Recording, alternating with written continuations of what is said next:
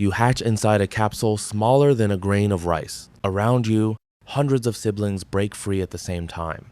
A cloud of soft, spinning bodies drifting into open water.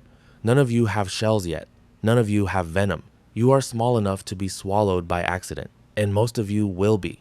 Your mother is not here. She left before you hatched. That is normal for your kind. There is no instinct that makes you look for her. There is no instinct that makes her look for you. You exist. And that is enough to be working with. A juvenile goby finds your cloud within minutes. Its mouth opens and sweeps through the water.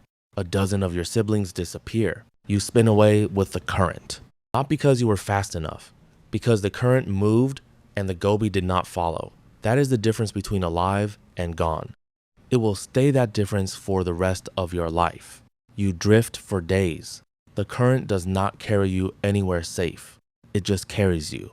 You pass over reefs, over sand, over open water with nothing beneath.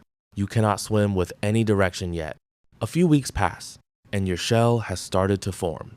A thin cone of calcium wrapped around your body. Your venom system is online now, small, but working. You can feel things now, not with your eyes. Your eyes are nearly useless tiny dots that pick up light and shadow and nothing more. What you use is your siphon. A small tube that tastes the water constantly, reading chemicals dissolved in the current. Right now, it is telling you something is close. A worm, half buried in the sand, 2 centimeters away. It does not know you are there. It cannot see you, it cannot smell you, but through your siphon, you can taste every signal it releases just by being alive. To you, it is as visible as something standing under a light. Here is the thing about moving as a cone snail. You are slow. Not slow for a predator in this ecosystem, just slow. A child walking calmly could outpace you the rest of your life. Speed is not what you are built around. You stop 1 centimeter from the worm. A thin, flexible tube extends from inside your shell. Inside it, a hollow barbed tooth loaded with venom is waiting. Then you fire. The harpoon hits at 90 kilometers per hour. The worm convulses once and goes still. You reel it in slowly, drawing the body towards your mouth. Your first kill. You will eat worms for the rest of your juvenile life. But the system you are building is not designed for worms. It is designed for something that swims. And at some point, your biology is going to change completely. 3 months in, your shell has grown, and it is, by any measure, beautiful. Brown and white patterning, smooth, conical, one of the most recognizable shells in the ocean. This will become a problem. Inside you, your venom is upgrading. The mix that worked on worms is being replaced. New compounds are coming online, hundreds of them. Each one evolved across millions of years to hit a specific target in a specific nervous system. It shuts down electrical signals completely. One floods a fish's body with insulin and drops its blood sugar instantly. One causes total paralysis within seconds. Scientists spent decades studying this. Venom, one compound, became the first ocean-derived painkiller approved for human use. 10,000 times stronger than morphine, without the addiction. But right now, none of that matters, because there is a shadow above you. A hand reaches down through the water. Long fingers close around the back of your shell. The diver lifts you out of the sand, turns you over, examines the pattern. He does not know what you are. He thinks you are empty. Your proboscis is already extending from the opening. The harpoon is loading. You can fire in any direction. The harpoon can punch us through wetsuit. There are no parts of a human hand that are truly safe. What happens next depends entirely on whether he puts you down in the next few seconds. Skip forward. You are 1 year old now, 7 centimeters of shell, full venom load, and your diet has changed. Hunting fish when you move at the speed of a garden snail requires a strategy almost nothing else on this planet uses. You only hunt at night. During daylight, you are too exposed. Your shell is beautiful, and beautiful things get picked up by humans, by curious fish, by anything looking for something to take home. So you wait. You learn the rhythm of the reef, the way fish slow down after dark. their reaction times dropping, their instinct to flee dulled by tiredness. That is your window. That is the only window you get. There is a parrotfish resting near the coral, barely moving, gills pulsing slowly.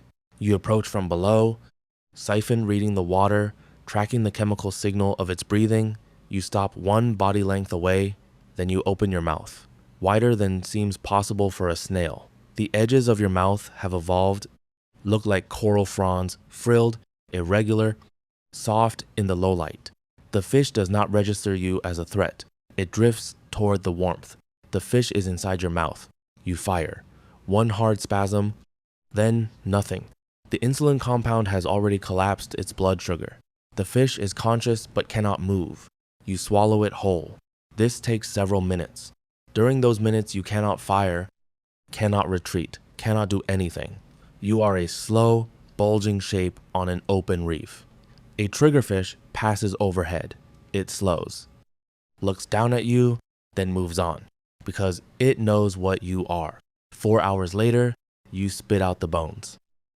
Skip forward.